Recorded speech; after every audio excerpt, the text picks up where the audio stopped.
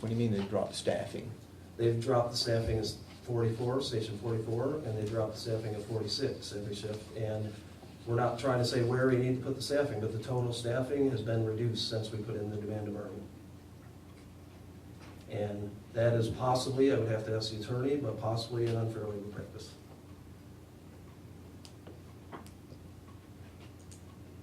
Chief, can you confirm? Because I was hoping for that roster so I could show, but I don't have it.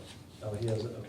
Where it says vacant, vacant, vacant across 44, and then 46, they are consistently floating the person out to cover sick call-outs and vacation, and reducing it to 2 people.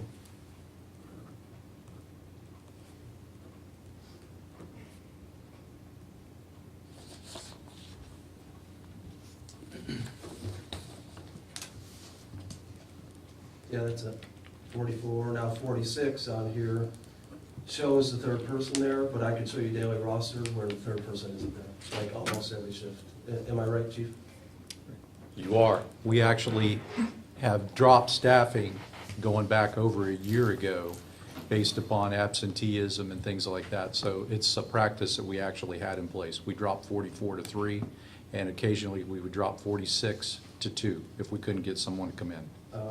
I don't concur with that, but I would have to look at every roster for that. There may be a rare situation, which we could also write in there that's acceptable, like if somebody goes home in the middle of the shift and you cannot get anybody covered, that's a different situation that we understand. But as far as a consistent, especially 44, vacant, vacant, vacant, that's pretty obvious. It's, you know, you drop the staffing at 46, all I'd have to do is bring in the rosters before and after this assignment sheet and show the difference, and it would prove that you now are reducing the staffing to 2 there. So, like I said, I would have to ask my attorney, but I believe that's a possible ULP. Hopefully, we can go back to 4 and 3 at those stations until we get this bargained out, because that's what we should be doing. Why don't we go back and look at how many times we did it in the past? They've been doing it. We have to go back and look if we've been doing it for different reasons or not. They haven't been doing it in any situation other than when the union has been accepting of it. Like I said, if somebody goes home in the middle of a shift and you can't get anybody to work or something like that. Oh, we did that without union approval. We did that based upon absenteeism when we couldn't get someone in. We That's had what I to just do said, it. if you Yeah, couldn't get we somebody had to to do work. that. But that's a different situation than if you can get somebody to work it, or staffing it every day and not having a vacant on the sheet. Come on, guys. You know I'm right on that. Well, we'll go back and discuss that, but I didn't. We'll go back and look at that. All right. All right, we'll take a break. We'll be back in a few minutes. Just about 15, 20 minutes.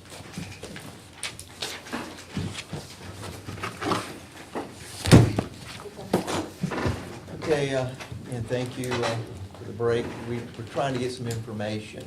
And one of the things I was trying to do is get how we're doing these stations that you, so explain to me so I can get this clear so we can get this straightened out on that. Okay. You're saying that on some stations we're not, can you explain that again? What are we doing and what are you saying we shouldn't be doing and what is okay to do? So we can get that straightened out right Okay. now. Previously, before the demand of Army going in and shortly after, there were, now, I'm not trying to tell you how many people you have to put at a station, but there was a total amount of people on duty, just like the article says here. It would be the 3 captains per shift minimum, 14 lieutenants on 2 of the shifts and 15 on 1 of the shifts. There was 31 on duty, 31 firefighters on duty 2 of the 3 shifts, and 32 on duty 1 of the 3 shifts. Now, they happen to be at 44, Station 44 in Pearson, there was 4 people there, and at 46, there was consistently 3 people stationed there. And now, there's 3 people, so there's a decrease of 3 people per shift, and it happens to be at 44, or 1 person per shift, I mean at 44, 3 total. 1 person per shift at 46, 3 total. And that reduces the total amount of firefighters on duty per shift. Well, how are they doing it in the past? Because this is what I wasn't clear on. I was trying to find out. You're saying in the past, they always filled, or they filled if they couldn't get somebody? I mean, I'm trying to figure out, so if, where we go, you know, we wanna go do what we always did. Right. And if we deviate, I wanna go back, but I wanna know what that is, so we don't leave the table and end up in a disagreement of what that was Right. until we finish No, the roster. bargaining everything to know where we're at. Right, and yeah, I agree with that, I appreciate that. The roster had 3 assigned at 44 every shift and 3 assigned at 46 every shift. Or four at 44 every shift and 3 at 46 every Okay. shift. So if somebody called in sick, what did you do?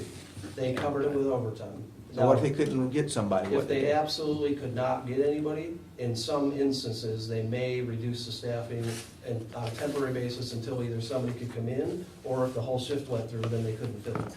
And that was kind of an unspoken agreement where we understand you can't, if nobody will come in, nobody will come in, you know, what can you do? That was a You mid-shift can't create a person. But it was, if nobody will come in. okay. But if somebody would come in to cover it, Right. you know, then it was covered, and every effort was made to cover it.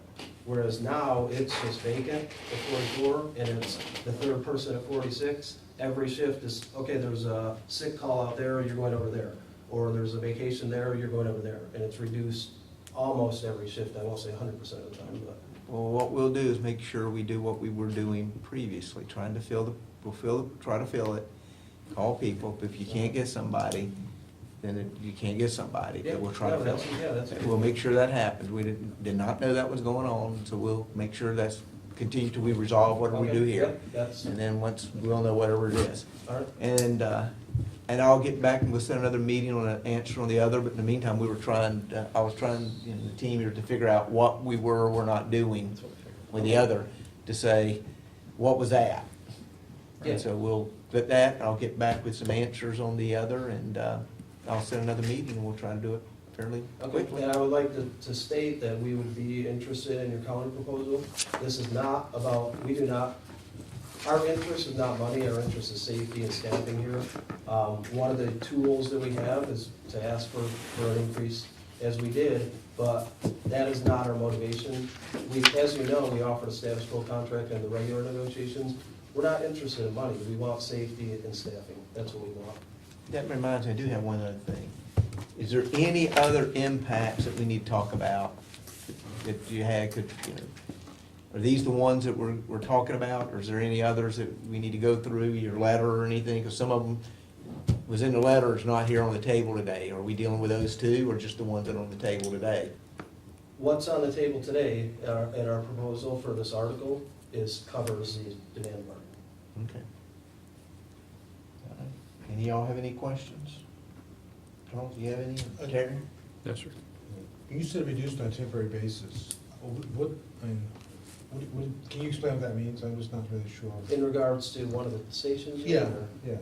You said they would, if they couldn't find anybody, Mhm. and no Okay. one would volunteer, Right. then they would do it. So what they would do is, like, for instance, if there was a 2-person station, and one of the firefighters there had to go home for an emergency, they got hurt or something like that, they would take the person from 44 and the 4th person and move them to that station so they could keep the station in service. Then they would page out, hey, we need somebody to come in, we need somebody to come in. So it was reduced on a temporary basis. And then if somebody came in, they would go to 44, or they'd go there, and that person would go back. Now you're back up to staffing. Okay. But if you Yeah, couldn't get anybody to come in, well, what can you do about that, you know? Then it wasn't filled for the rest of the shift, and a page was sent out every hour or so to try to fill it. And then the next day, it would go back to normal. Yeah.